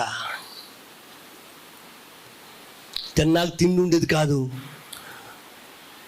చిన్న 8 సంవత్సరాలు బాబు పుట్టాడు. ఆ బాబు కన్నా అన్నం లేక చచ్చిపోయాడండి. మీకు అర్థమైందా? అప్పుడు సేవకులండి మామూలు పోరాటం కాదండి, చాలా పోరాటం. ఇప్పుడంటే అన్ని వస్తువులు వచ్చేసినాయి, కానీ అప్పుడు ఇటువంటి వసతులు లేవు. దేవుని స్తోత్రం. తిండి లేక చచ్చిపోయాడు బాబు. చనిపోతే ఊరందరూ వచ్చి ఏమయ్యా దేవుడా దేవుడా అన్నావు, ఈ కొడుక్కి అన్నం పెట్టుకోలే చంపేసామని. ఆఖరికి సమాధి పెట్టి కూడా డబ్బు లేకపోతే ఊరందరూ దండి ప్రియులారా సమాధి కార్యక్రమం చేశారంటండి. అప్పుడు అన్నాడంట, నేను చచ్చిపోతానయ్యా, ఇక నేను బతకనయ్యా, నేను బతకనిక, నేను చచ్చిపోతాను ప్రభువా, ఎందుకు నన్ను ఇక్కడికి తీసుకొచ్చావని ఏడవడం ప్రారంభించాడంట. అప్పుడు అంటాడు, కుమారుడా కంగారు పడకో, ఇవన్నీ మేలు కొరకే అన్నాడంట. దేవుని స్తోత్రం. అయిపోయింది. ఓ రాత్రి ప్రార్థన చేసుకుంటే ఉదయం ఒక ఆయన వచ్చాడంట. అయ్యా పాస్టర్ గారు, ఇగో పక్కన 7 ఎకరాలు సినిమాలు ఉంది. అది సినిమాలు, ఎవరైనా సినిమాలోకి వెళ్తే దెయ్యం పీకు నొక్కేస్తుంది. అలా అంటే చాలా మందిని చంపేసిందంట ఆ దురాత్మ. అందులో చాలా మంది చచ్చిపోతే అప్పుడు ఏమన్నారంటే, సిద్ధాంత అన్నాడంట, దీనికి సీలేసేమన్నాడంట. తాళం వేసేసారు. ఇంకా ఆ సినిమాలు గేటుకి కానీ ఆ ఇల్లులు కానీ మొత్తం 7 ఎకరాల్లో ఉందండి ఆ సినిమాలు. మొత్తం దాన్ని తాళం వేసేసారంట. వచ్చి, అయ్యా పాస్టర్ గారు, ఇదిగో అందులో ఉండయ్యా, మాకు అద్దె వద్దయ్యా, ఏయో దెయ్యాలు అడుగెడితే చాలు అక్కడ పడి చచ్చిపోతాడంట. అల్లిపోయి అంటండి సినిమా ఓనర్ కూడా అల్లిపోయి తాళం వేసేసి వచ్చాయా పాస్టర్ గారు, కాస్త అందులో ఉండండి అయ్యా, మాకు డబ్బులు వద్దంటే పాపం తాళం తీసుకుని ఒక గదిలో ఉండు, అందులో ప్రార్థన చేసుకుంటా ఉండువారంట. దేవుని స్తోత్రం. ఉండగా చాలా దురాత్మలు ఆయన్ని పోరాటం చేసి చాలా చరిత్ర ఉంది. ఒకసారి వచ్చి అన్నాడట, పాస్టర్ గారు ఓ మాట, ఏటి మాట అంటే, ఇదిగో 7 ఎకరాలు ఈ మొత్తం అంతా కూడా మేము నీకు అమ్మేస్తాం అన్నారంట. ఈ తినడానికి తిండి లేదు, మొత్తం 7 ఎకరాలు ఏం చేస్తాడు ఆయన, అమ్మేస్తానన్నాడు. ఈయన అల్లిపోయి, నాకెందుకురా బాబు ఇప్పుడే తినలేదంటే, కాదు బాబు ఉన్నప్పుడు ఎవరో బాబు అని అంటండి. ఆయన పేరు రాశారంట. ఆమేన్ హల్లెలూయా. ఉన్నప్పుడు ఈ బాబు డబ్బులు, ఈ దెయ్యాలు, ఆ దెయ్యాలు కూడా వచ్చేస్తాయి కనుక ఉన్నప్పుడు ఈ బాబు అని ఆయన పేరు రిజిస్ట్రేషన్ చేయించారంట. అప్పుడు ఎంత అండి అది? అప్పుడు 10,000 రూపాయలు. ఆ 10,000 రూపాయలు నండి 3 సంవత్సరాలు పట్టిందంట ఇవ్వడానికి. ఎన్ని సంవత్సరాలు? 3 సంవత్సరాలు. ఇప్పుడు సెల్లే 20,000 వచ్చి కొనేసుకుంటున్నారు పిల్లలు ఏండి. నిజంగానండి ప్రియులారా, పరిచర్య ప్రారంభించారు. ఏ స్థలమైతే పాపమునకు కేంద్రంగా ఉందో, ఏ స్థలమైతే పాపము నేర్పించే కేంద్రంగా ఉందో, ఏ స్థలమైతే దురాత్మ స్థలముగా మారిపోయిందో ఆ స్థలమే దేవుడు దైవజనునికి అప్పగించాడు. ఆనాడు ఆ సినిమాని పడగొట్టి దేవుని మందిరంగా కట్టబడింది. ఇప్పుడు చెప్పలు కొడదాం గట్టిగా. ఏ సినిమాలో అయితే పాపము నేర్పించిందో అదే స్థలములో పిల్లవాయిని పరిచయం చేశాడు. ఆ సినిమాలను పడగొట్టేశారండి. ఆ సినిమాలను పడగొట్టేసి ప్రియులారా ఆ స్థలములో ఏం కట్టారో తెలుసా? దేవుని మందిరము కట్టబడింది. ఆమేన్ హల్లెలూయా. హల్లెలూయా. ఎంతకంటే గొప్ప సాక్ష్యం ఏంటండి? నువ్వేమనుకుంటున్నావు విధనాన్న? ఒకవేళ నువ్వు ఏ పరిస్థితిలో ఉన్నావో ఒక్కసారి నువ్వు జ్ఞాపం చేసుకో, భయపడకు. అందుకంటున్నాడు, మన అపరాధముల చేతను పాపముల చేత. నిద్రాన చాలా మంది ప్రియులారా, పాపముల చేత, అపరాధముల చేత మనుషులు చాలా మంది కొట్టుమిట్టాడుతూ ఉన్నారు. దేవుడి రాత్రి నీతో మాట్లాడుతున్నాడు. ఎలాగున్నావు? ఎలాగ నువ్వు జీవిస్తూ ఉన్నావు? నీ తీర్మానం ఏమిటి?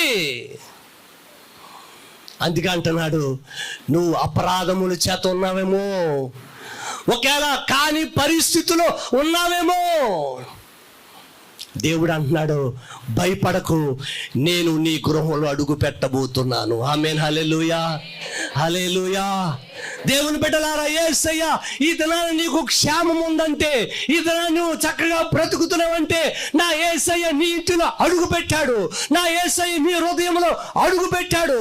నీ వ్యాపారంలో నా యేసయ్య అడుగు పెట్టాడు. ఆయన నువ్వు చక్కగా ఉన్నావు. ఇప్పుడు దేవుని మర్చిపోయావు, దేవుని మందిరాన్ని మర్చిపోయావు. అందుకే అంటాడు ఆయన, ఎప్పుడు అంటండి మన పాత స్థితిని ఎప్పుడు కూడా మరిచిపోకూడదు అంటండి. దేవుని స్తోత్రం.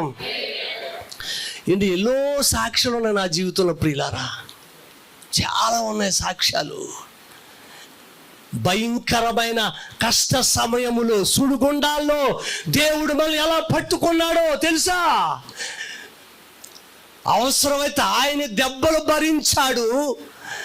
నీ దెబ్బలు ఆయన మీద వేసుకుని నీకు ఆరోగ్యం ఇచ్చాడు ఆయన. బైబిల్లో కుష్ఠరోగి ఉంటాడండి, అక్కడ అంటాడు, నీకు ఇష్టమైతే నన్ను శుద్ధినిగా చేయమంటాడు ఆయన. దేవుని స్తోత్రం. అక్కడ నిలబడతాడు.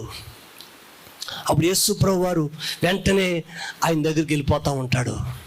అంటాడు, బాబు రావద్దు, నీకిష్టమైతే నన్ను శుద్ధినిగా చేయి. అప్పుడు అంటాడు, నాకిష్టమే. ఆమేన్. హల్లెలూయా. దానికి అర్థమైతే తెలుసా? నీకిష్టమైతే అంటే దానికి అర్థమైతే తెలుసా? ప్రభువా, నా రోగాన్ని నీవు తీసుకుని నీ పసిపిల్ల దేహాన్ని నాకు ఇచ్చుట నీకు ఇష్టమైతే. అంటే ప్రియులారా, ఆ కుష్ఠరోగాన్ని ఆయన మీద వేసుకున్నాడు. ఆయన ఆరోగ్యాన్ని ఎవరికి ఇచ్చాడు? మనకిచ్చాడు. చనిపోతున్నా నీకిచ్చాడు, చనిపోకుండా. నీ బంధువులను నిన్ను ఎత్తి పట్టుకోవడానికి నీ కొరకు ఎన్నో పరిస్థితులు దేవుడు కల్పించి ఇప్పుడు ఇక్కడ అలా కూర్చున్నావంటే నేను అంటాను, నీ బలము కాదు, నీ ధనము కాదు, దేవుడు నిన్ను ఎత్తి పట్టుకున్నాడు. దేవునికి స్తోత్రం. హల్లెలూయా. అంతా చెప్పుకున్నాం కదా. ఏంటి, చిన్నపిల్లోడిని మహా అయితే 1 సంవత్సరం 2 సంవత్సరాలు ఎత్తుకుంటారేమో. అప్పుడైతే 5 సంవత్సరాలు ఎత్తుకునేవారు లేండి. ఆ 5 సంవత్సరాలకు ఎత్తుకునేవారు పిల్లల్ని. ఒకవేళ ఎత్తుకున్నాం అనుకోండి, 1 గంటకి ఎత్తుకుంటావా? బరువు ఉన్నాడమ్మని ఏం చేస్తాం? దిగరా సంక అంటా లేదా? కొంతమంది అయితే నేల మొత్తం కొద్దెత్తేస్తారు. ఇంకా గిసిపొచ్చేసి ఇక వాళ్ళ అమ్మకి అప్పగించేస్తాడు ఈయన. ఈ పాపం ఇల్లు చక్క పెట్టుకుంటుంది, వంట వండుకుంటుంది. మన పిల్లలు ఏం చేయాలా? ఈయన 1 అరగంట ఎత్తుకోబడిగా దగ్గర సంక ఇచ్చేస్తాడు. కానీ ప్రియులారా, మన పిల్లలమే 2-3 సంవత్సరాలు ఎత్తుకుని లోపల ఇసుకుంటాం. అవసరమైతే చాలామంది పిల్లల్ని కొట్టేస్తారు కూడా సంక ఎక్కుతుంటే. నా దేవుడు అంటండి, ముదిమి వచ్చి వరకు నేను ఎత్తుకుని వాడను. చెప్పకూడదు గట్టిగా. హల్లెలూయా, హల్లెలూయా. వాళ్ళ అమ్మ అన్నట్ట, ఆవిడ 120 కేజీలంట. కూతురు అన్నట్ట, అమ్మ అలా పాట పాడతాడు, ఎత్తుకోయేసాయి పాట పాడతారు కదా. ఈ పంపు తెలియకందంట, అమ్మ నన్ను కూడా ఎత్తుకుంటాడు ఏసాయి అన్నదంట. ఏమని 150-130 కేజీలు ఉందట. ఆ పాట పాడుతున్నారట. దేవుని బిడ్డలారా, నువ్వు ఎత్తుకోలేవేమో నీ బిడ్డను. నా దేవుడు చంకను ఎత్తుకొని ముదిమి వచ్చే వరకు ఎత్తుకుని వాడను. నేనే. హల్లెలూయా. నీకు ఇసుపు వచ్చేస్తుంది, కానీ నా దేవునికి ఇసుపు లేదు. దేవరాత్రులు ప్రియులారా నిన్ను కాపాడడానికి ఆయన చేతులు నీ వైపు చాపి నీ కన్నీరు తొడవడానికి, నీ కుటుంబాన్ని పోషించడానికి దేవుడిని ఏర్పాటు చేసుకున్నాడు ఆయన. నువ్వు ఆయన ఏర్పాటులో ఉన్నావు. భయపడకు. నీ పాపమును క్షమించాడు, నీ వ్యాధిని ఆయన మీద వేసుకున్నాడు, నీ నిందలను ఆయన మీద వేసుకున్నాడు. దేవుని బిడ్డలారా, ఇప్పుడైనా నీవు ఒకసారి జ్ఞాపం చేసుకుంటావు, ప్రభువా నేను ఒకప్పుడు అపరాధములో ఉన్నవాడిని, పాపములో ఉన్నవాడిని, నన్ను ఎంత స్థితికి తెచ్చేవంటే ఇది కేవలము నీ కృప. దేవుని బిడ్డలారా, ఒకసారి దావీదు మహారాజు రాజు అయ్యాడంట. రాజుగా ఉన్నాడు. రాజుగా ఉన్నప్పుడు ప్రియులారా మంత్రి ఉంటాడు కదా, రాజుగారు అంటాడు, దావీదు గంటకి 2-3 సార్లు వస్తానుండని వెళ్ళేవాడంట, మళ్ళీ వచ్చి కూర్చునేవాడంట. ఓసారి మంత్రి ఏం చేశాడంటే, ఏంటి అస్తమానం ఎక్కడికి వెళ్తాడని కూడా వెళ్ళేసరికి ఒక గది ఉందంటాడు. ఒక గది తలుపు తీసుకుని లోనికి వెళ్ళేవాడంట. 1 గంట 2 గంటలు మళ్ళీ వచ్చి కూర్చునేవాడంట. దాని తాళం ఎవరికి ఇచ్చేవాడు కాదంట. అందరూ అనుకునేవారు, ఏంటి అస్తమానం ఆ గదిలోకి వెళ్తాడు, ఆ గదిలో ఏముంది దావీదు కానీ అస్తమానం అందరూ మాట్లాడుకునేవారు. ఒకరోజు దేవుని బిడ్డలారా మంత్రి చూశాడు, ఇదేదో రహస్యం కనిపెట్టాలి. అస్తమానం ఆ గదిలోకి వెళ్ళిపోతాడు రాజుగారు, రాజ్యాన్ని వదిలేసి వెళ్ళిపోతాడు నా మీద వదిలేసి, ఏదో రకం కనిపెట్టాలి. ఒకరోజు ప్రియులారా తాళం ఎక్కడ పెట్టాడు చూశాడు రాజుగారు. పని మీద బయటికి వెళ్ళాడంటారా రాజుగారు. ఆ తాళం తీసుకుని మంత్రి ఆ గదిలోకి వెళ్ళి తాళం తీసి డోర్ తీసాడంట. డోర్ తీసేసరికి అంటది ఒక చాప వేయబడి ఉందంట. అతని జీవితంలో అతను పడుకునే తుంగ చాప ఒకటి ఉందంట, తాటేకు చాప వేయబడి ఉంది. ఆనాడు దావీదు అడవిలో తిరిగిన చెప్పులు, ఆ చిరిగిపోయిన బట్టలు, ఆ చేతి కర్ర, అప్పుడు ఏమీ లేనప్పుడు ఉన్న వస్తువులన్నీ కూడా భద్రపరచబడి ఉన్నాయంట. ఇదేట్రా ఎందుకు వస్తాడు ఇక్కడికి? చాప అయితే చిరిగిపోయి ఉంది, చిరిగిపోయిన బట్టలు ఉన్నాయి, కర్ర ఉంది, చిరిగిపోయిన జోళ్ళు ఉన్నాయి, ఏంటి కథ అని చూసేశాడు. తాళం వేసాడు, ఏమన్నట్టు తాళం పెట్టేశాడు. అక్కడ రాజు వచ్చాడు అక్కడికి. అయ్యా రాజుగారు, మీరు ఒక ఇంట్లోకి వెళ్తున్నారు రోజు, అక్కడికి ఆ గదిలోకి ఏంటంటే సీక్రెట్ అన్నాడంట. నీకెందుకు రాదు చెప్పడం? లేదయ్యా చెప్పుడు సీక్రెట్. అప్పుడు తాళం పట్టుకున్నాడంట, మంత్రిని తీసుకెళ్ళాడంట, తలుపు తీసాడు. ఇదిగో ఆనాడు నాకు పడుకోవడానికి మంచం లేదు, అడవిలో రాత్రి మంచు, పగలు ఎండకు నేను తడిచాను, ఎండిపోయాను. ఆనాడు వేసుకున్న ఈ తుంగ చాప, ఇదిగో చెప్పులు, నాకు చెప్పులు లేనప్పుడు అడవిలో ఈ చెప్పులు వేసుకుని తిరిగాను. ఇదిగో నేను ధరించిన వస్త్రాలు, అవన్నీ చూపించి మరి ఇప్పుడు ఏం చేస్తావు చూసి అంటే అప్పుడు అన్నాడంట, ఈ చాప మీద మోకరించి రోజుకి 7 మార్లు దేవుణ్ణి స్తుతిస్తానని చెప్పడం ప్రారంభించాడంట. హల్లెలూయా. అయ్యా ఏం చేస్తున్నావు? ఏం చేయటం అయ్యా? ఇగో రాజ్యం ఇచ్చాడే, కుర్చీ ఇచ్చాడే, బిడ్డలు ఇచ్చాడే, బంగారం ఇచ్చాడే, ధనం ఇచ్చాడు, ఈ పొలాలు ఇచ్చాడు కదా, ఇవన్నీ ఎలాగొచ్చినాయి అనుకున్నావు? ఇదిగో ప్రభా ఈ స్థితి మరిచిపోతానేమో అని ఆ స్థితిని జ్ఞాపకం చేసుకోవడానికి ఈ రూము కట్టించుకున్నాను.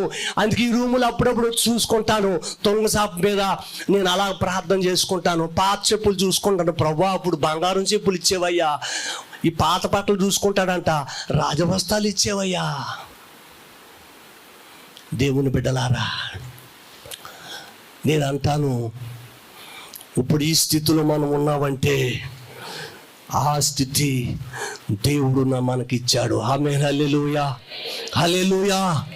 ఇది నాన్న ప్రియులారా, ప్రతి హృదయం అనే గవుని యొద్ద నా యేసు ప్రభువారు ప్రియులారా తట్టుతూ ఉన్నాడు. ప్రతి హృదయ గవుని యొద్ద నా యేసయ్య తడుతూ ఉన్నాడు. అమ్మా, తలుపు తీస్తావా? నేను ఇంటిలోనికి వస్తాను, నీ హృదయంలోనికి వస్తాను, నీ చింతలు తీసివేస్తాను, నిన్ను బాగు చేస్తాను, నీ కుటుంబాన్ని బాగు చేస్తానని యేసు ప్రభుల వారు ప్రతి హృదయం అనే గవుని యొద్ద నిలబడి తట్టుచున్నాడు. తలుపు తీస్తావా నీవు?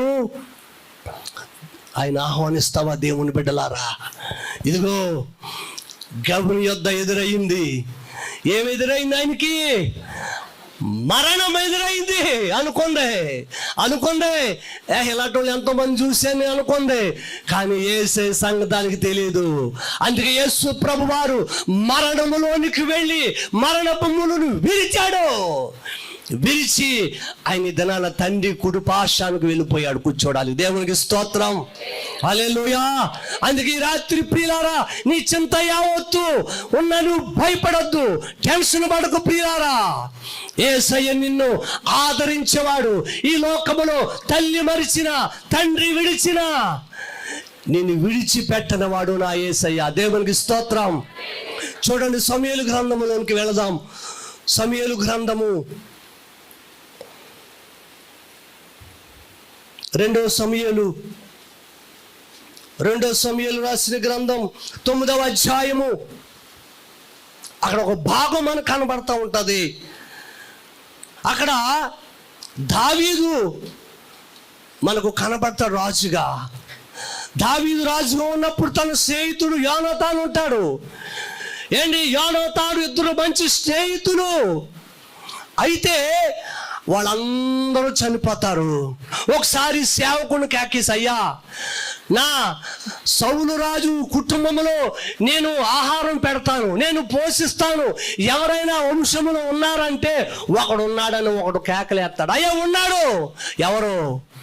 ఎవరో కాదయ్యా, యోనాతాను కుమారుడు. దేవుని స్తోత్రం. వాడు కుంటోడున్నాడయ్యా. అందరూ చచ్చిపోయారు.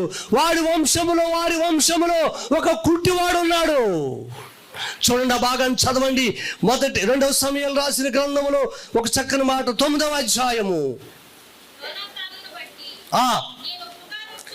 యోనాతాను బట్టి నేను ఉపకారము చూపుటకు కలడారి అడిగేను. ఒకడుండగా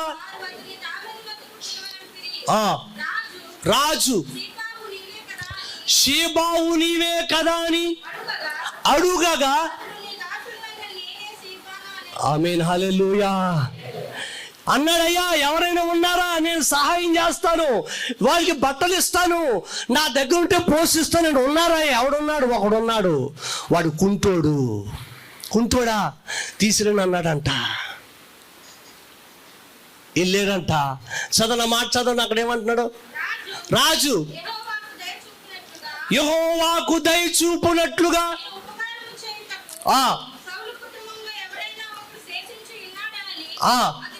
అతనిని అడుగగా ఉన్నాడని చెప్పాను. రాజు అడుగగా షీబా చిత్తగించుము, లోదెబారులో అమీయేలు కుమారుడగు మాకీరింత ఉన్నాడని రాజుతో చెప్పాను. దేవునికి స్తోత్రం. అతని తల్లిదండ్రులు చనిపోయారు, మొత్తం అంతా చనిపోయారు. అయితే ఒక కుంటివాడు, పుట్టుకతో కాదు, ఒక దాసి పరుగును వెళ్తా ఉంటే కింద పడేస్తే 2 కాళ్ళు కుంటివైపోయినాయి.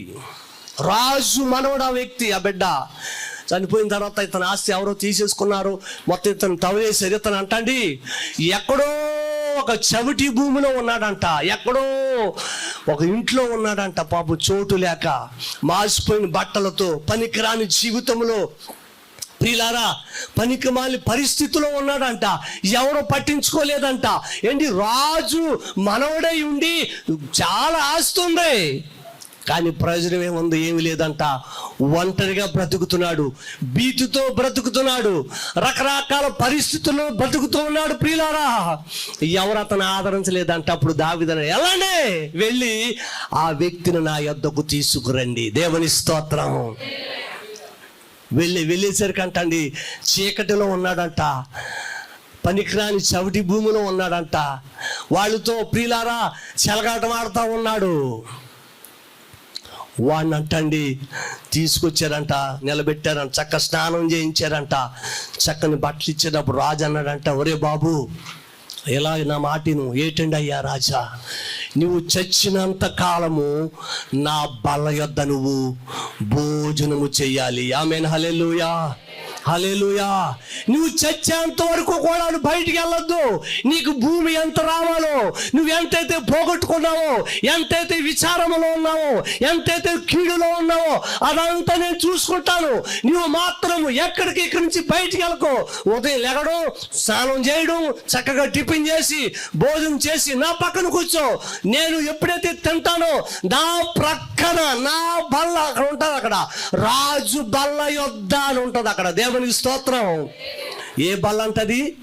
రాజుగారి బల్ల మామూలుగా ఉంటుందా అమ్మా? రాజుగారి బల్ల మామూలుగా ఉంటుందా? చాలా ఏంటి రకరకాల వెరైటీలు భోజనం అంటాడు. ఓ మెఫీబోషెతు, నీవు చిరకాలము నా బల్ల యొద్ద ఏం చేయాలి? నువ్వు భోజనము చెయ్యాలి. దేవునికి స్తోత్రం. ఒకప్పుడు ఈ వ్యక్తి ఎవరికి పనికిరాని వ్యక్తిగా, అందరూ చేత త్రోసిబడిన వ్యక్తిగా ఉన్నాడు. చీకటిలో, మరణములో, ఇంకా చనిపోయే స్థితిలో ఉంటే ఏంటి, సౌలు తన తాత చనిపోయాడు. కానీ దావీదు కనికరించి అతని మీద దయ చూపించి అతను తీసుకొచ్చి ప్రియులారా అతని ప్రక్కన కూర్చోబెట్టుకున్నాడంట. దేవుని బిడ్డలారా, నిజంగా ఆయన ఎంత గొప్ప దేవుడు తెలుసా అంటే, మనుషులు ఎవరు మనల్ని లెక్క చేయరండి. ఎవరు లెక్క చేస్తారు తెలుసా మనల్ని? దేవుడు లెక్క చేస్తాడు. దేవుని స్తోత్రం. హల్లెలూయా.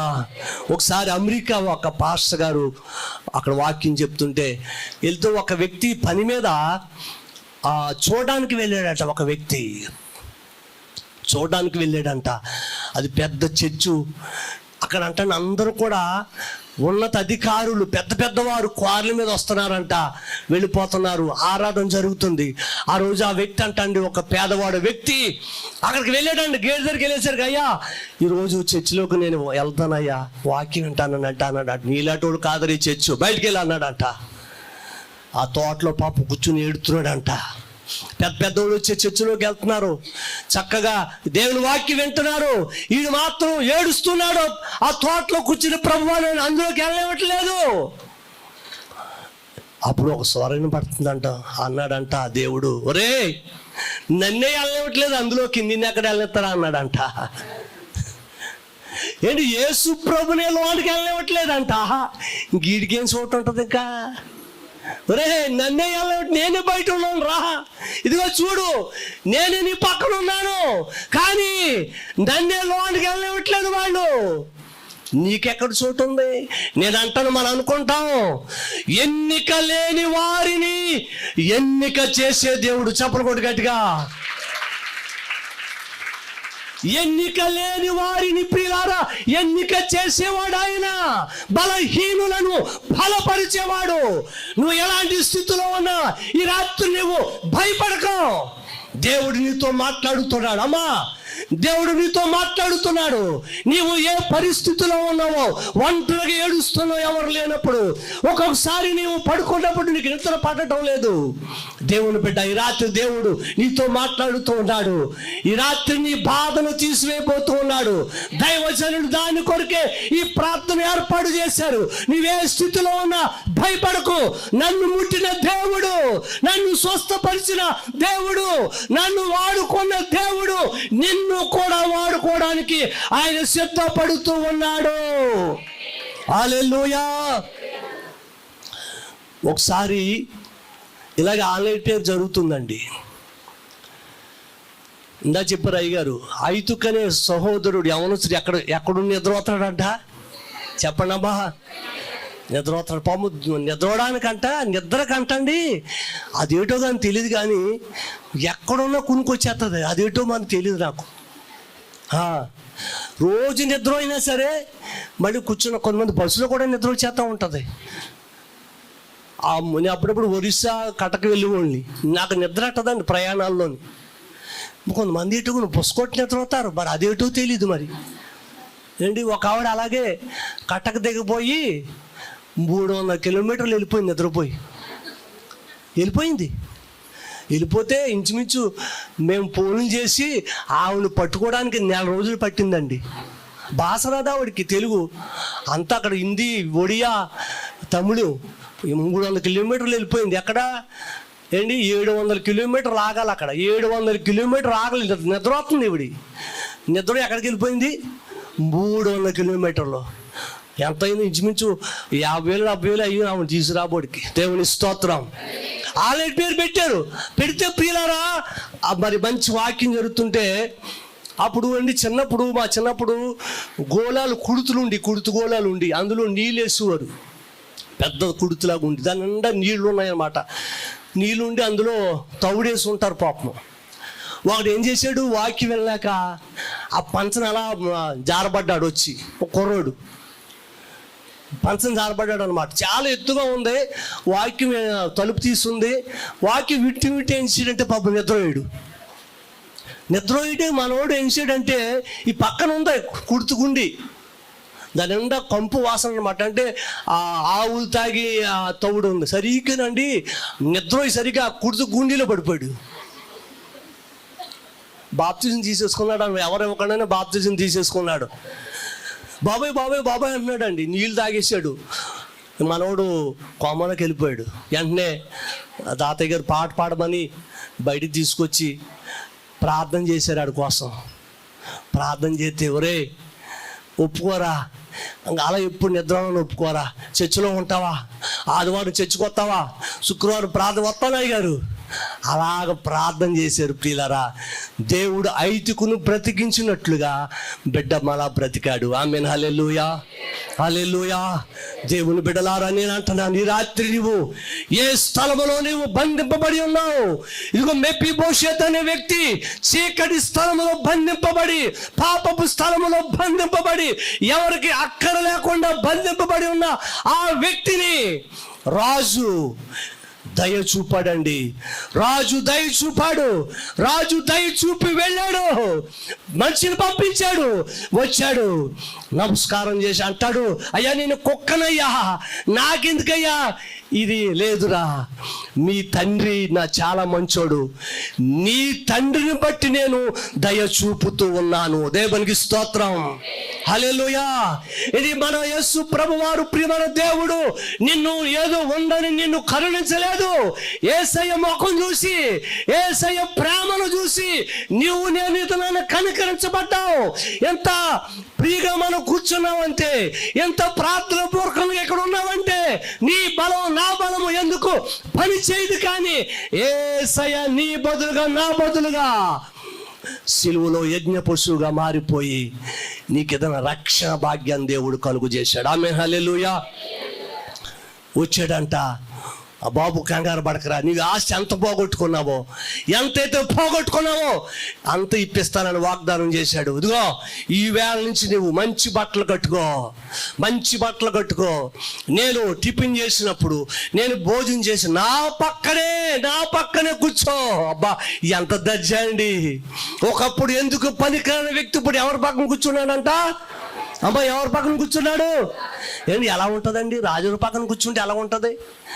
ఎంత హ్యాపీ అండి దేవుని బిడ్డలారా. ఎమ్మెల్యే గారు మనకి సెకండ్ ఇస్తేనే ఆకాశానికి వెళ్ళిపోతావు నువ్వు. ఒక ఎమ్మెల్యే గారు సెకండ్, అబ్బా ఎమ్మెల్యే గారు సెకండ్ ఇచ్చారండి, ఇదిగో ఫోటో, ఐస్ అయిపోతావు ఏంటి. కానీ ఇక్కడ ఎవరు సెకండ్ ఇస్తున్నారు ఇక్కడ? ఆమేన్. హల్లెలూయా. రాజుగారు పక్కన నువ్వు కూర్చున్నావంటే ప్రియులారా నిజంగా దేవుని కృపది. భయపడకో, దిగులు పడకు. నువ్వే స్థితిలో ఉన్నా, నువ్వే పరిస్థితిలో ఉన్నా నువ్వు భయపడకు. దేవుడు నీ కూడా నడుస్తూ ఉన్నాడు, నిన్ను వెంబడిస్తూ ఉన్నాడు. చీకటిలో ఉన్నా, అగాధములో ఉన్నా నువ్వు భయపడకు. ఈ రాత్రి దేవుడు నీకు వాగ్దానం ఇస్తూ ఉన్నాడు. యెహోవా కృంగిన వారిని లేవనెత్తుడు. మాట చదవండి, చదువుకుని నేను ముగిస్తాను. కీర్తన భాగము 149 అనుకుంటాను. 149 కీర్తన భాగములు ఒక చక్కని మాట మనకు. ఆ అధ్యాయం అంతా కూడా చాలా విచిత్రంగా ఉంటాయి మాటలు, దేవుని మాటలు మనం చదువుకుంటే.